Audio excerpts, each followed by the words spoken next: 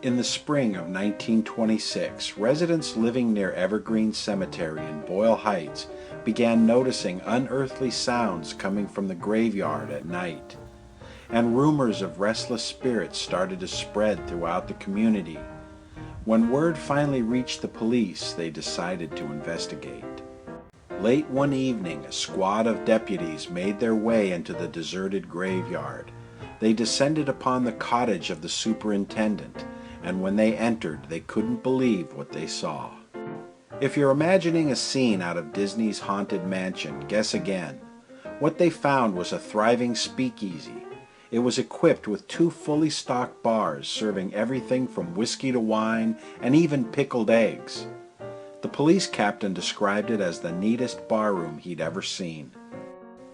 The cemetery superintendent was arrested on the spot for violations of the Volstead Act that prohibited the distillation and sale of alcohol.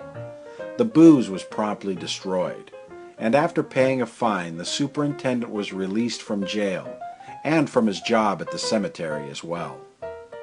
The officer in charge of the raid later joked to an LA Times reporter, "There are no more spirits in Evergreen Cemetery, though there may be a few ghosts flitting about for all I know." As I read the story, I began to wonder where the superintendent's cottage was located. I didn't recall seeing one on any of my visits. Consulting this lithograph from the 1880s, it shows a structure that could be the cottage, but today there's no trace of it left. Whatever stood there was torn down long ago to accommodate more burials. And that gave me another idea. Armed with historic photos taken in the cemetery, I set out to see if I could match up the locations where the shots were taken.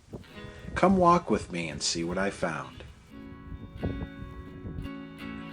This is video I shot of the Nisei Veterans Memorial that I talked about in part 1 of my exploration of Evergreen. I will put a link to it in the description below. And here is a shot of the memorial taken in the 1950s, shortly after it was dedicated. And here is a memorial placed by the Southern California Japanese Women's Society back in 1937. This photo was taken during a memorial service in the 1930s. Notice how the buildings across the street appear nearly the same as they do today. Here is the Neo-Gothic Iv Chapel that was built in the 1890s. If you're a fan of 1980s horror films, you might recognize it from the funeral scene in the original Nightmare on Elm Street. Compare it to this photo taken in 1901.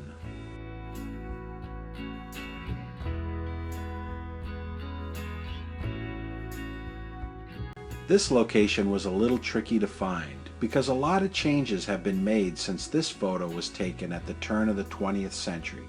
Can you spot the differences?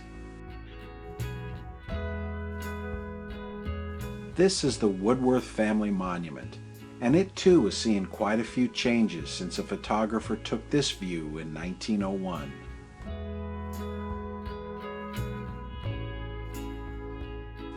The monument on the right, topped with an angel, belongs to Joseph W. Robinson, the founder of Robinson's Department Stores. Where I was standing to get this shot was once a road as seen in this picture from 1901. If you look carefully, you will find many changes since then. Just a quick note before I close to let you know that part 2 of my exploration of Evergreen Cemetery is coming soon, so be sure to subscribe today for more grave explorations. And thanks for watching.